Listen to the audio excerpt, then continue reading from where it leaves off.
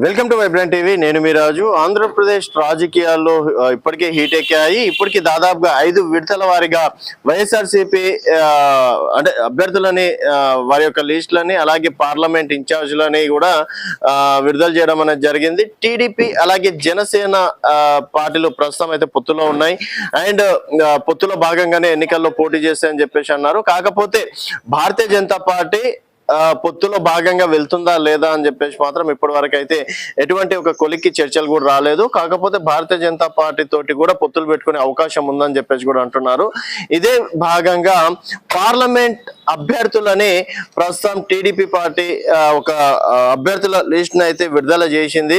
Maximum వీళ్ళే ఉంటారు అని చెప్పేసి కూడా అంటున్నారు. సో మొత్తానికి 25 ఎంపీ ఎన్నికల్లో దాదాపుగా 9 మంది ఎంపీ క్యాండిడేట్లని అభ్యర్థుల లిస్ట్ ఒకటి విడుదల చేయడం అనేది జరిగింది. అందులో దాదాపుగా మనం చూసుకున్నట్టయితే టీడీపీ అభ్యర్థుల ఎంపికపై కొనసాగుతున్న కసరత్తు, పలు ఎంపీ స్థానాలకు అభ్యర్థులు ఖరారు అని చెప్పేసి కూడా సోషల్ మీడియాలో ఈ వార్తలు రావడం అనేది జరిగింది. సో మొత్తానికి ఎక్కడ ఎవరు ఉన్నారు అనేది ఒకసారి మనం చూసుకున్నట్టయితే శ్రీకాకుళం పార్లమెంట్ నియోజకవర్గానికి సంబంధించి రామ్మోహన్ నాయుడు ప్రస్తుతం సిట్టింగ్ ఎంపీ, మరి వారికి అవకాశం ఇస్తున్నారు. సో మొత్తానికి శ్రీకాకుళం పార్లమెంట్ ఎంపీ అభ్యర్థిగా రామ్మోహన్ నాయుడు పేరు దాదాపుగా ఖరారైందని చెప్పేసి కూడా చెప్పుకోవచ్చు. అలాగే అనకాపల్లి పార్లమెంట్ స్థానంలో చూసుకున్నట్టయితే అనకాపల్లి పార్లమెంట్ స్థానంలో దిలీప్ చక్రవర్తి పేరు బలంగా వినిపిస్తుంది. సో మొత్తానికి అనకాపల్లి పార్లమెంట్ నియోజకవర్గంలో దిలీప్ చక్రవర్తి, అలాగే విశాఖపట్నం ఎంపీ అభ్యర్థిగా ఎం భరత్ పేరు ప్రధానంగా వినిపిస్తుంది. అలాగే ఏలూరు చూసుకున్నట్టయితే గోపాల్ యాదవ్ పేరు ప్రధానంగా వినిపిస్తుంది. అలాగే విజయవాడ చూసుకున్నట్టయితే గతంలో 2 సార్లు గెలవడం అనేది జరిగింది కేసినేని నాని. అయితే అనూహ్యంగా వైఎస్ఆర్సీపీలోకి వెళ్ళిపోవడం అనేది జరిగింది.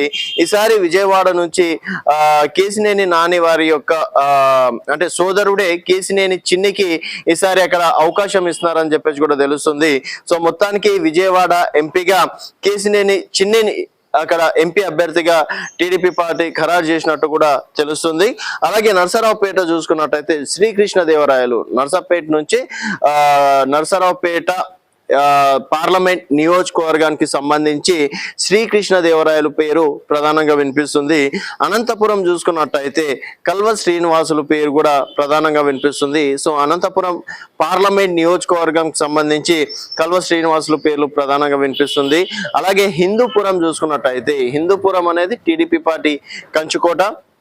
సో హిందూపురం నుంచి అంటే వైఎస్ఆర్సీపీలో ఇప్పుడు ఉన్నటువంటి సిట్టింగ్ ఎంపీ గోరెటి మాధవ్కి అంటే టికెట్ దక్కలేదు. సో ఈసారి హిందూపురం నుంచి బీకే పార్థసారథికి అక్కడ టీడీపీ అభ్యర్థిగా నిల్చునే అవకాశాలు ఎక్కువగా అనిపిస్తున్నాయి.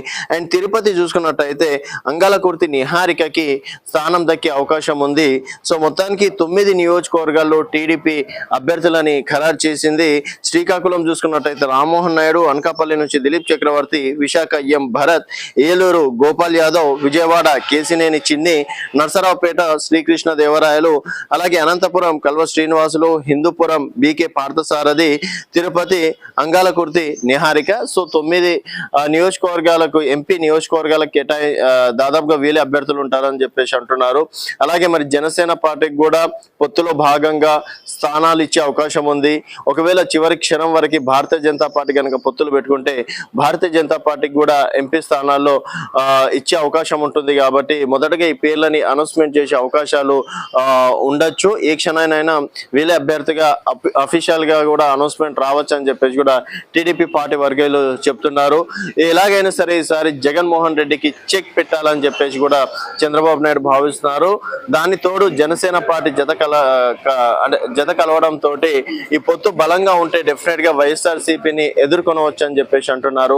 అలాగే ఇదే సీన్ లో అంటే నిన్న మొన్నటి వరకు మనకి ఆంధ్రప్రదేశ్ రాజకీయాలు చూసుకున్నట్టయితే టీడీపీ జనసేన వర్సెస్ వైఎస్ఆర్సీపీ అన్నట్టుగా ఉండే అనూహ్యంగా షర్మిలని ఏపీసీసీ అధ్యక్షులుగా ఆంధ్రప్రదేశ్ కాంగ్రెస్ పార్టీ అధ్యక్షులుగా నియమించడం తోటి అక్కడ త్రిముఖ పోరు ఉండే అవకాశాలు ఏమన్నా ఉంటాయా అనేది కూడా రాజకీయ చర్చలు జరుగుతున్నాయి. ఎందుకంటే కాంగ్రెస్ పార్టీ నుంచి ఇతర అంటే ఇప్పుడు రుద్రరాజు గారు మొన్నటి వరకు ఉండే బట్ అంత చర్చ జరగలేదు. ఎప్పుడైతే వైఎస్ షర్మిల ఎంటర్ అయిందో అప్పటి నుంచి ఇటు టీడీపీ పార్టీని కావచ్చు, ఇటు వైఎస్ఆర్సీపీని కూడా వారి తప్పులు ఎదురుస్తున్నారు. అలాగే బీజేపీ తోటి ఇటు టీడీపీ ఇటు వైసీపీ రెండు సంబంధాలు కొనసాగుతున్నాయి. సో కాంగ్రెస్ పార్టీ వస్తేనే మీకు ప్రత్యేక హోదా వస్తుంది అని చెప్పేసి ఆ నినాదంతో, మళ్ళీ ప్రత్యేక హోదా నినాదం షర్మిల తలెత్తడంతో డెఫినెట్ గా ఈసారి ఎంపీ ఎన్నికల వరకు అయితే త్రిముఖ పోరు ఉండే అవకాశం ఉంటుంది. మరి ఎమ్మెల్యే ఎన్నికలకి డెఫినెట్ గా వైఎస్ షర్మిల ఎఫెక్ట్ ఏమన్నా ఉండొచ్చా ఉండకపోవచ్చా అని చెప్పేసి ఇప్పటికైతే అంత ఉండకపోవచ్చు అనే చెప్పొచ్చు. ఇంకా ఢిల్లీలో జంతర్ మంతర్ దగ్గర దీక్ష కూర్చోవడం, ప్రత్యేక హోదా గురించి ఇట్లాంటి కార్యక్రమాలు కూడా చేసి షర్మిల కూడా ఆంధ్రప్రదేశ్ రాజకీయాల్లో దూకుడిని ప్రదర్శిస్తుంది. కాబట్టి డెఫినెట్ గా త్రిముఖ పోరు ఉండే అవకాశాలు ఉంటాయని చెప్పేసి కూడా రాజకీయ విశ్లేషకులు అంటున్నారు. సో మొత్తానికి టీడీపీ పార్టీ ఈ 9 మంది ఎంపీ క్యాండిడేట్లని డిక్లేర్ చేస్తే డెఫినెట్ గా గెలిచే అవకాశాలు ఎంతవరకు ఉన్నాయనేది మీ అభిప్రాయాలను కింద కామెంట్ రూపంలో తెలియజేయండి. చూస్తూనే ఉండండి వైబ్రెంట్ టీవీ.